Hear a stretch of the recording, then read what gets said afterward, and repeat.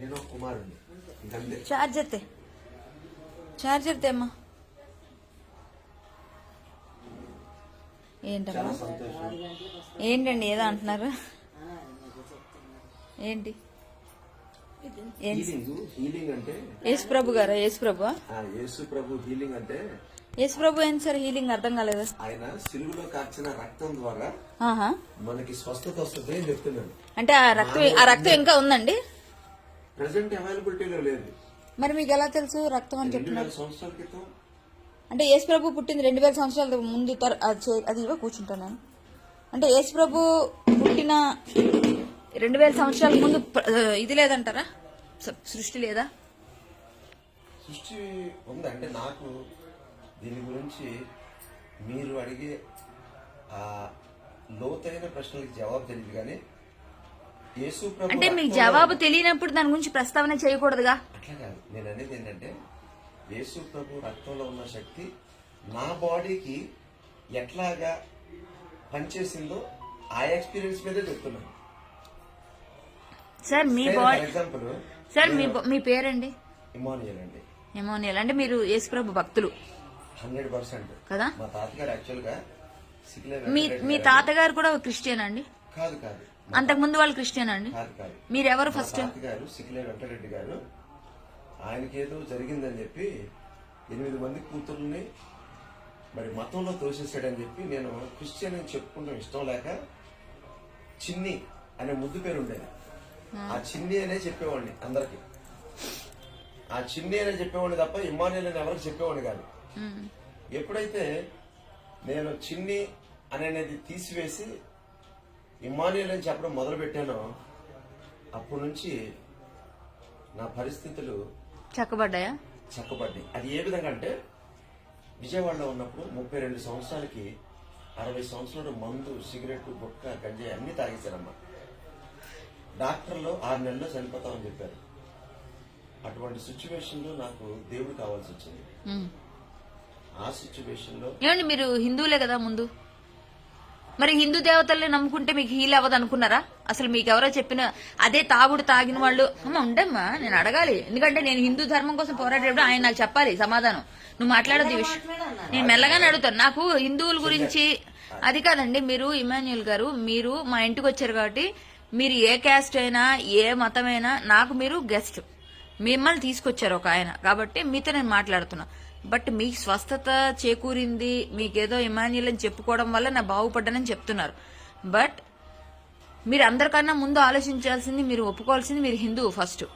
మీ family హిందువులు మొత్తం మీరంతా కదండి. మరి 2000 సంవత్సరాల కిందట జరిగిన దాని గురించి మాట్లాడుతూ మీ దగ్గర కరెక్ట్ ఇన్ఫర్మేషన్ లేదు. ఏసు రక్తం అవైలబిలిటీ లేదంటారు. మీరు ఏసు రక్తం మీకు పనిచేసింది అంటున్నారు. ఏసు రక్తం ఇంకా ఇప్పుడు ఉందా? ఏసు రక్తం ఎక్కడుంది? మనం నమ్ముకునే దాంట్లో అది తప్పు కదా. మరి అంటే మనుషుల్ని బ్లేమ్ చేస్తున్నారుగా, మోసం చేస్తున్నారుగా ఏసు రక్తం అని. యేసు రక్తంలో ఉన్న శక్తి ఎందుకంటే ఎక్కడి నుంచి వచ్చింది సార్ రక్తం? రక్తం ఎక్కడి నుంచి వచ్చింది సార్? అసలు రక్తం ఎక్కడి నుంచి వచ్చింది సార్? ఉండమ్మా ఆ రక్తం అంటే ఎట్లా వచ్చింది? మా అమ్మగారికి మీరు చెప్తుంటే నాకు లోపల నుంచి వినొచ్చాను నేను.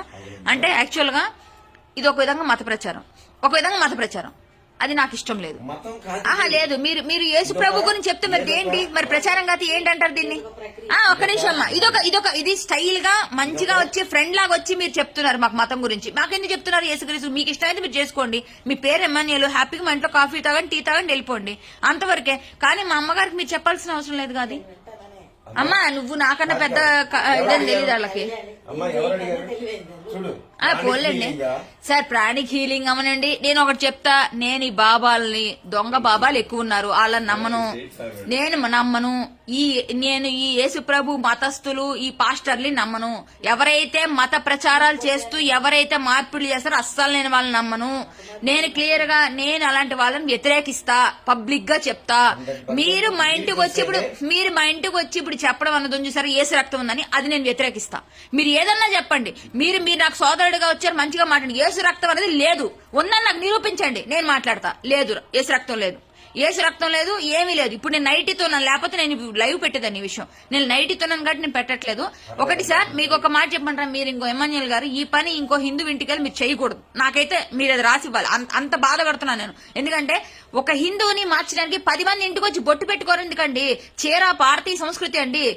మీకు అంటే ఎవరైతే ఉన్నారో పాస్టర్స్ తాలూకు వైఫ్స్, నేను ఎవరిని మాట్లాడలేదు. వాళ్ళు మరి మా చీర ఎందుకు కట్టుకుంటారని గౌన్లు వేసుకుని తిరగాలండి. భారతీయ సంప్రదాయాన్ని మీరు సంప్రదించి బొట్టు ఎందుకు పెట్టుకోరు? పెట్టుకోండి, అది పద్ధతి.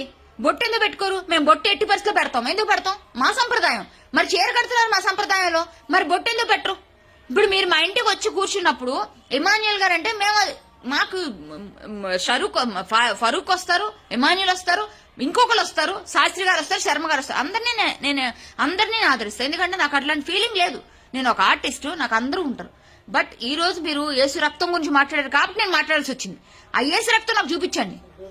తప్పకుండా అమ్మా, ఇది వదిలే విషయం కాదా? ఇది వదిలే విషయం కాదు. నువ్వు మాట్లాడుతూ డిస్కషన్ ఇది డిస్కషన్. ఆయన నేను మాట్లాడుకుంటా. డిస్కషన్ ఇది డిస్కషన్. ఇది ఆయన నాకు చెప్పాలి. ఇప్పుడు ఆయన ఏం చెప్పారు? 2000 సంవత్సరాల కింద భారతదేశం లేదా? 2000 సంవత్సరాల కింద నువ్వు పుట్టిన లేదా ఇక్కడ? రక్తం ఏంటమ్మా? ఏసుక్రీ ఇప్పుడు మత ప్రచారం ఇది ఒక విధంగా. ఇది మన ఇంటికి వచ్చారు కాబట్టి నేను మర్యాదగా మాట్లాడుతున్నా. ఇదే వేరే జరిగితే నేను వేరే విధంగా సమాధానం చెప్తా. ఓపెన్ గా చెప్తా. నేను ఇలాగే అంటా సార్. నేను వెళ్ళి 25 ఆవులను ఆపడానికి రాత్రంతా నేను కష్టపడ్డా. ఎందుకు? నా సంప్రదాయం, నా గోమాత నేను కాపాడుకుంటా. అలాగే నా సంస్కృతి సంప్రదాయాల గురించి మాట్లాడుకుంటున్నాడు ఒక హిందూ ఇంటికి వచ్చి. పైన అక్కడ చూసారా బోర్డు ఏముందో? నేను హిందువుని, నా ఇంటికి ఎవరైనా అన్యమత ప్రచారంకి వస్తే నేను అడ్డుకుంటా.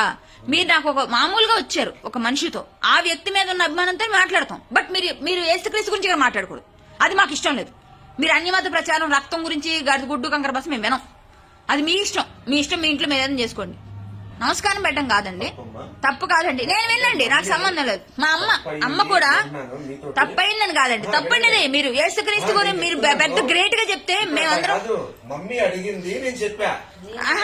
ఆవిడ అడగలేదండి ఆ విధంగా. నేను విన్నే వచ్చాను. నేను లోపల నుంచి ఎందుకు అంత స్పీడ్ లోపల నుంచి అంత స్పీడ్ గా ఎందుకు రియాక్ట్ వచ్చానండి? నాకు యాక్చువల్ గా ఫీవరిష్ గా ఉంది, నాకు బాగాలేదు. నేను నైటీతో ఉన్నాను, లేకపోతే ఇది లైవ్ పెడతా నేను. ఇది లైవ్ కానీ ఇప్పుడు ఒక మాట, ఇది పోస్ట్ అవుతుంది, అది వేరే విషయం. అక్కడ నేను కూర్చున్న దాన్ని యేసుక్రీస్తు అన్నారు, మీరు యేసు రక్తం అన్నారు, నాకు హీలింగ్ అన్నారు. వెంటనే పరిగెత్తి వచ్చేసాను. నేను ఎందుకు వచ్చాను అంటే ఒక మాట చెప్పమంటారా? నేను ఎంత ఫైట్ చేస్తున్నాను సార్. మా కృష్ణుని తిట్టాడు ఒక ఆయన, హనీ జాన్సన్. తిడితే నేను అడిగితే ఆయన నా మీద రివర్స్ అయిపోయి మొత్తం కమ్యూనిటీ అంతా నా మీదకి వచ్చారు. Okay, no problem brothers, no problem, రండి నా గురించి తెలుసుకోండి అని చెప్పా.